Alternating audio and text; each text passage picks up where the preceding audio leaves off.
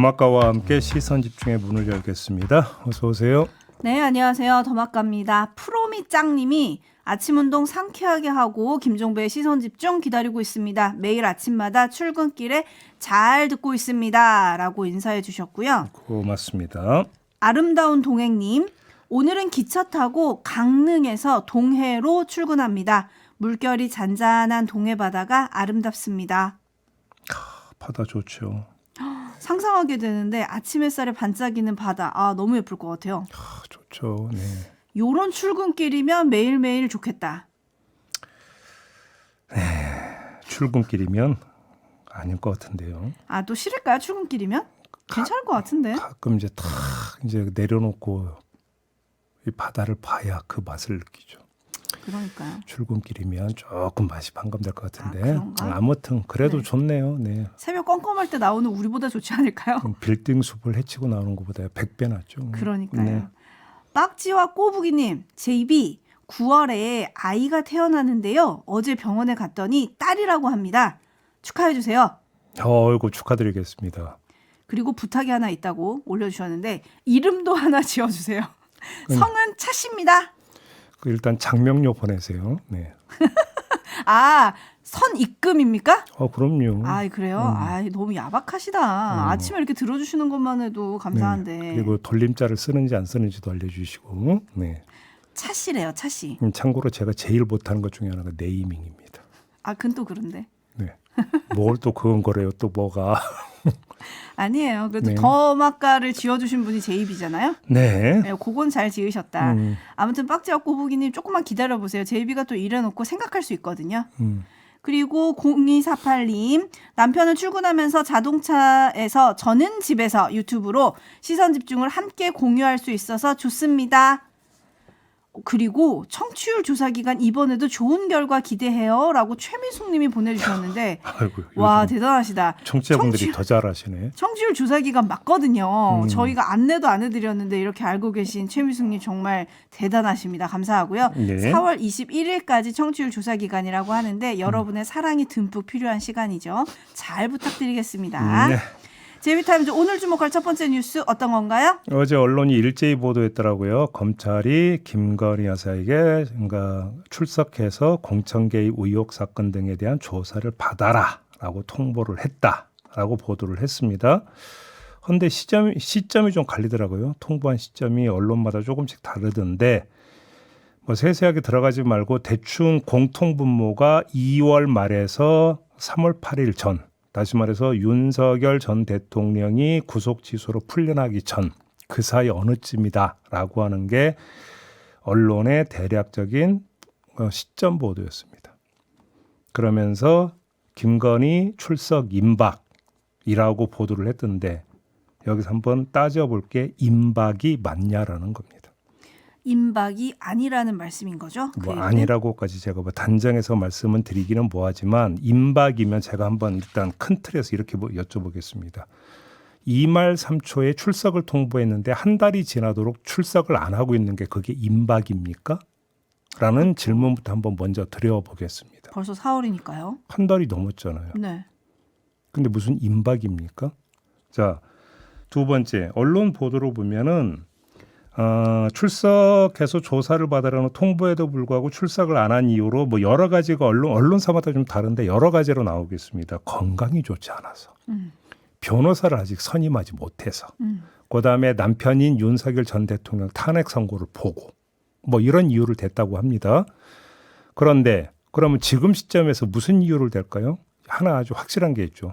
이사해야 돼서. 예. 그렇지 않습니까? 아주 네. 확실한 이유 아니겠습니까? 제가 이 말씀 드리는 게 과연 정말로 출석이 임박했는지를 한번 좀 따져보자 이런 그 차원의 말씀인데요. 왜 이런 말씀을 드리는지 지금부터 한번 짚어보겠습니다. 윤석열 전 대통령 여러 차례 온갖 법기술을 동원해서 수사를 지연시켰고 구속을 면했습니다.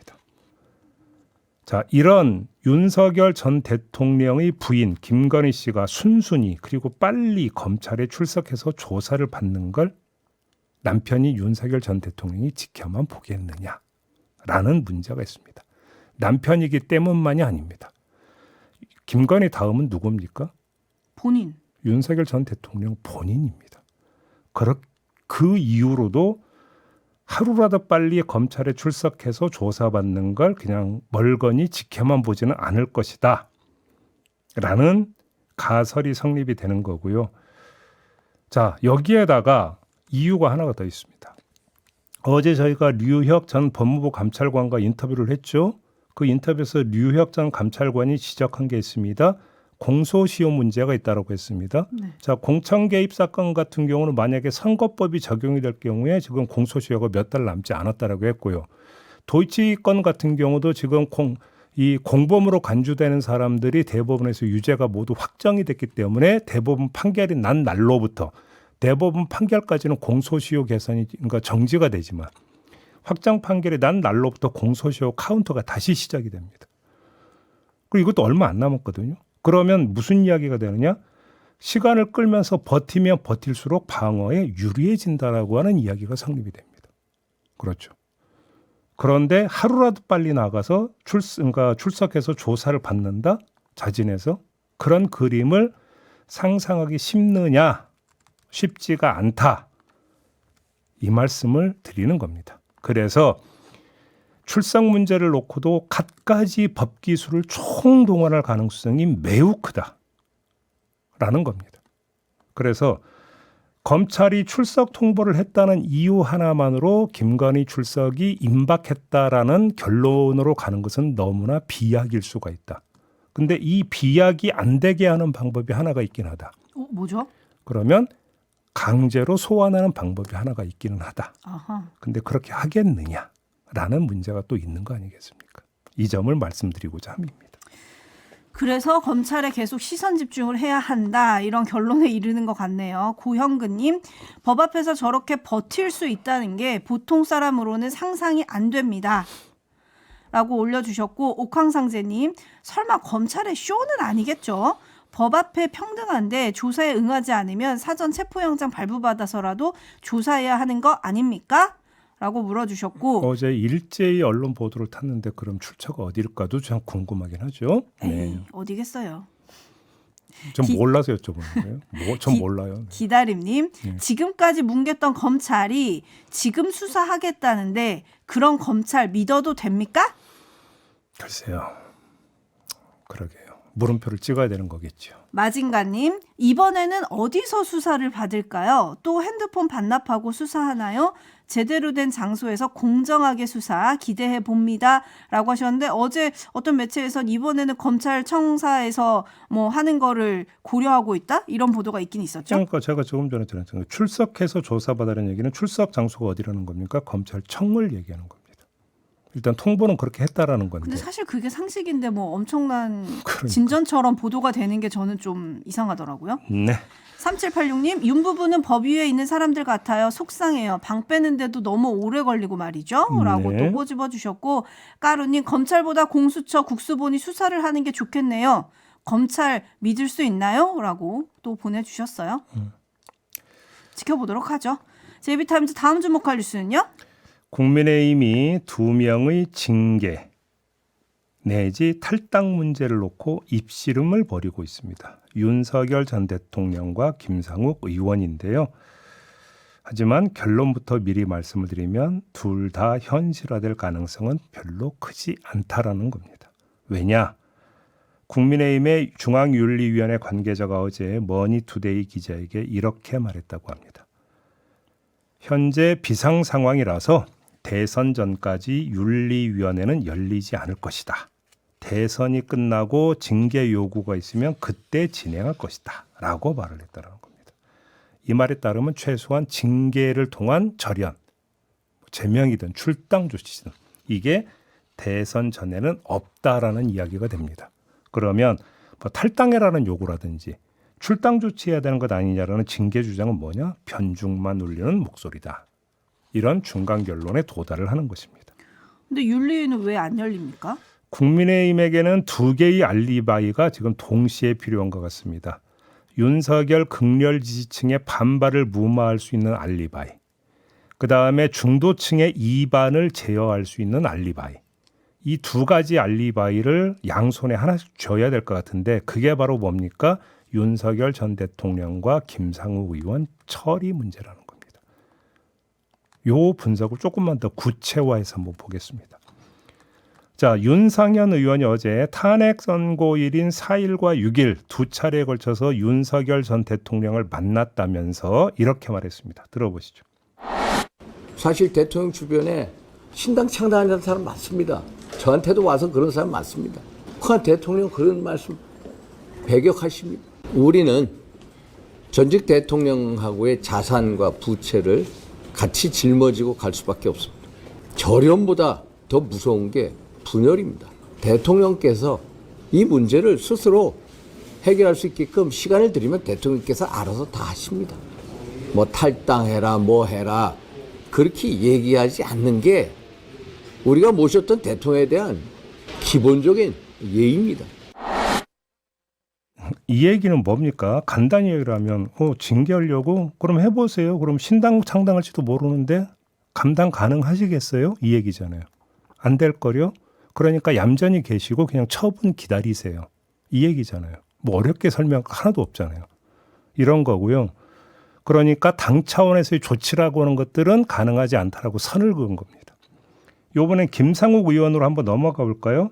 어제 SBS 정치쇼에 출연해서 자신에 대한 탈당 요구를 일축하면서 이렇게 말했습니다. 들어보시죠. 말로만 사과하는 것은 사과가 아닙니다. 행동으로 사과를 해야 하는데 그 행동으로 하는 사과는 윤석열 대통령에 대한 징계라고 생각합니다. 당에서 출당시켜야 된다. 저는 당연하다고 생각합니다. 네, 이건 고리를 건 겁니다. 나를 쫓아내려면 윤석열도 쫓아내야 할 걸? 이라고 말하는 거 아니겠습니까? 근데 제가 조금 전에 말씀드렸잖아요. 국민의힘에서는 지금 양손에 떡을 다 쥐고 있어야 된다. 윤석열 극렬 지지층도 의식해야 되고 중도층도 의식해야 된다. 그래서 어느 하나는 안 될 걸? 하려면 둘 다 해야 될 걸? 근데 가능해? 김상욱 의원도 지금 이걸 묻고 있는 거지 않습니까? 그래서 드리는 말씀입니다. 왜 중앙윤리위원회 관계자가 저렇게 말했는지 배경이 여기에 다 나와 있는 거 아니겠습니까? 두 사람 목소리에. 그러면 둘을 다 안고 가는 거예요? 그래서 이런 그 상황을 전문 용어로 뭐라고 하느냐? 엉거주춤이라고 하는 거예요. 엉거주춤. 네. 근데 권성동 원내대표가 어제 이렇게 얘기했더라고요. 탄핵의 시간은 지났다. 네. 지났어요?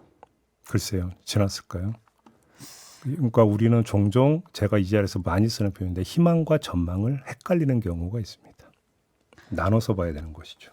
네, 데이지님 분열보다 무서운 거 민심 아닌가요? 라고 올려주셨고 엄마식혜 최고님은 윤상현 의원이 그렇게 말했잖아요. 대통령에 대한 기본적인 예의고 도리 뭐 이런 걸 언급을 했잖아요. 그랬더니 엄마식혜 최고님이 국민에 대한 예의는요?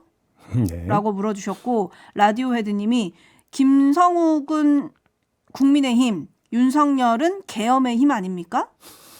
라고 또 좀 꼬집어 주셨고 예. 8672님은 알곡과 쭉정이를 구분하지 못하는 건가요? 라고 또 물어주셨어요. 네. 그리고 이태백 꼴통님 박근혜 전 대통령 때하고 좀 많이 다른 거 아닙니까? 많이 다르죠. 네. 근데 국민의힘이 저렇게 가는 거는 그 대선에서도 이렇게 가야 승산이 있다. 이런 계산인 거죠? 그렇다고 봐야 승산이 있다. 뭐 그렇게도 봐야 되겠죠. 이제 거기다가 이제 뭐 모 인사 영입에 어떤 공을 들이고 있다는 보도도 있더라고요. 그 모 인사가 누굽니까? 한덕수 한덕수 총리. 네. 네, 관련 보도가 지금 나오고 있는데 이건 잠시 뭐 인터뷰에서 이어지는 인터뷰에서 좀 자세히 물어볼 거니까 여기서는 뭐 구체적으로 언급을 안 하겠습니다만 그건 이제 대선 승리를 위한 카드로 이제 모색하고 있는 거 아니겠습니까? 그러니까 지금 놓은 건 아닌 것이죠. 그런 점에서도. 네. 장국종님의 촌철로 마무리하겠습니다. 국민의힘에 드리운 검은 달 그림자. 뉴스 분석이 함께하는 제이비타임즈 다음 주목할 뉴스는요? 탄핵과 관련한 풍경 두 가지 전해드리겠습니다. 첫째, 대한항공 인천발 호주 브리즈번행 노선을 운항한 기장과 부기장이 호주에 도착해서 주먹 다짐을 했다고 합니다. 지난해 12월 호주 현지 호텔에서 치고받고 싸웠다라는 건데요. 윤석열 전 대통령의 12.3 비상계엄 및 탄핵 소추를 놓고 대화를 나누다가 의견이 갈려가지고 감정이 격해지면서 쌍방 폭행을 했다라는 겁니다. 얼마나 크게 싸웠는지 기장은 구급 차량에 실려 병원으로 옮겨졌고 호주 경찰까지 출동을 했다고 합니다. 이 때문에 두 사람은 다음 운항에 투입되지 못했고 대한항공은 긴급히 대체 인력을 브리즈번에 보내서 항공기 운항하도록 했다고 하는데요. 대한항공은 이어서 중앙상벌위원회를 열어서 면직 등의 중징계 처분을 내렸는데 당사자들이 이에 불복해서 노동위원회에 진정서를 제출할 예정이다. 이런 뉴스가 어제 있었습니다. 이건 좀 너무 심한 거 아닙니까? 뭐 사실 당시 상황은 안 봐도 비디오 대충 그림은 그려지는데요. 굳이 한마디 하자면 국내에서 탄찬과 탄반이 갈려 집회를 열어도 큰 충돌은 없었습니다. 왜 그랬는지를 한번 돌아봐야 된다 이런 말씀을 드리고요. 이번에는 좀 화사한 이야기로 넘어가겠습니다. 화사한 이야기 어떤 거죠? 헌법재판소의 윤석열 탄핵 결정문이 화제 아니겠습니까? 근데 패션 브랜드인 앱솔루션 공이사가 이 결정문을 새긴 티셔츠를 제작했다고 합니다. 기성 제품에 프린팅하는 방식이 아니라 디자이너가 직접 패턴과 실루엣을 설계했다고 하는데 헌재 선고 직후부터 지난 6일까지 SNS를 통해서 일회성 펀딩을 진행했고 거기서 발생한 수익금은 전액 산불 피해에 기부하기로 했다고 합니다. 자, 이 티셔츠 입고 다니면 제가 볼 때 며칠 안에 결정문을 달달 외울 수준에 등극하지 않을까 싶은데요. 혹시라도 이 티셔츠를 가지고 계신 분, 그걸 입고 나가시는 분들은 대중교통을 이용을 할 때 앉지 마시고 서 계시라 이런 말씀을 좀 부탁 말씀으로 드리겠습니다. 왜냐? 옆 사람들도 좀 보면서 외워야 되지 않겠습니까? 그렇지 않습니까? 네, 부탁드리겠습니다. 네. 네, 헌재 결정문 요즘에 필사도 유행이라고 하던데 이 결정문 누구보다 꼼꼼히 읽어야 할 사람이 바로 윤석열 전 대통령 아니겠습니까? 네. 읽을지 갑자기 궁금해졌습니다. JB타임즈 다음 주목할 뉴스는요? 이인 방통위에 의해서 EBS 사장으로 임명된 신동호 씨. 직원들의 출근 저지로 어제 기준으로 12일째 출근을 못하고 있었는데요.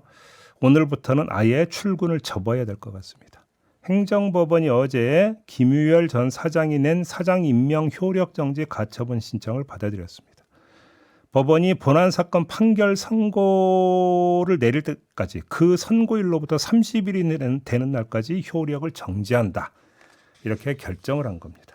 예상했던 결과죠, 사실. 그렇죠. 이미 지적한 바 있습니다.